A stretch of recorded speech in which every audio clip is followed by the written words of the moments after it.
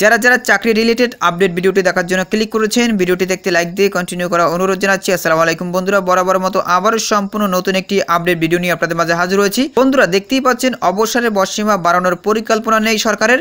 এছাড়াও আজকের এই ভিডিওটির মাধ্যমে জানতে পারবেন 35 করার ব্যাপারে সরকারের ইতিবাচক মনোভাব রয়েছে নাকি নেতিবাচক মনোভাব রয়েছে, সব কিছু কিন্তু আজকের এই ভিডিওটির মাধ্যমে জানতে পারবেন। সো অবশ্যই ভিডিওটি ধৈর্য সহকারে দেখার চেষ্টা করবেন। তাহলে চলুন মূল ভিডিওটি শুরু করা যাক। বন্ধুরা মূল ভিডিওটি শুরু করার আগে বরাবর মতো ছোট্ট একটি রিকোয়েস্ট থাকবে, আপনি যদি আমাদের এই পরিবারের নতুন দর্শক হয়ে থাকেন, এরকম নতুন নতুন চাকরি related update, exam related update এবং সার্কুলার রিলেটেড ভিডিও সবার আগে পেতে আমাদের এই চ্যানেলটি সাবস্ক্রাইব করে পাশে থাকা বেল আইকনটি অন করে রাখুন পরবর্তী ভিডিওর নোটিফিকেশন পেতে। আর যারা সাবস্ক্রাইব করেছেন তাদেরকে অসংখ্য ধন্যবাদ। তো প্রিয় বন্ধুরা দেখতেই পাচ্ছেন আমি দ্য ডেইলি ক্যাম্পাস পত্রিকার ভিতরে রয়েছে, নিচের দিকে একদম বিস্তারিতভাবে উল্লেখ করা হয়েছে।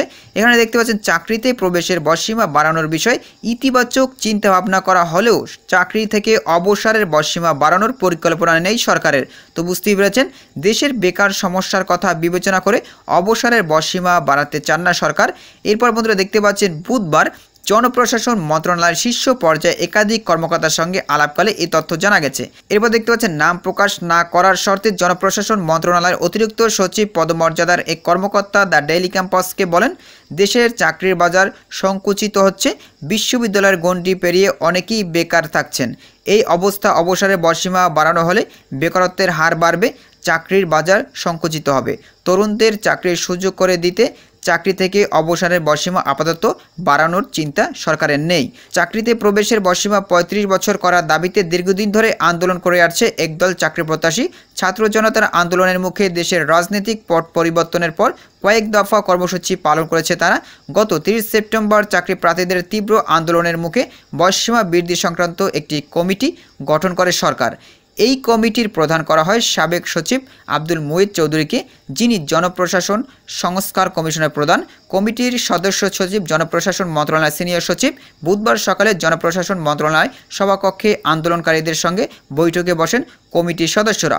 সভা শেষে বয়সসীমা বৃদ্ধির জন্য গঠিত কমিটির আহ্বায়ক আব্দুল মুহিত চৌধুরী বলেন, চাকরিতে প্রবেশের বয়সসীমা 35 করার বিষয় নিয়ে যে দাবি আসছে সেটা যৌক্তিক মনে করছি আমরা। তো বুঝতে পেরেছেন, তারা কিন্তু ইতিবাচক মনোভাব প্রকাশ করেছে 35 করার ব্যাপারে। পৃথিবীর অন্যান্য দেশে চাকরির বয়সসীমা নেই, আমরা সেই সব বিবেচনা নিয়ে একটা সিদ্ধান্ত নিব, আগামী 7 কর্মদিবসের মধ্যে সিদ্ধান্ত জানানো হবে।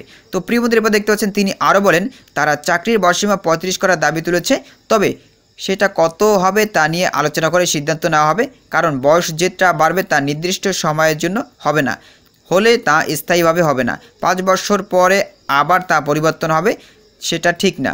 মন্ত্রিপরিষদ বিভাগ থেকে প্রজ্ঞাপন জারির পর জনপ্রশাসন সংস্কার নিয়ে কাজ শুরু করবে। তো প্রিয় বন্ধুরা এই ছিল মূলত আজকের আপডেট।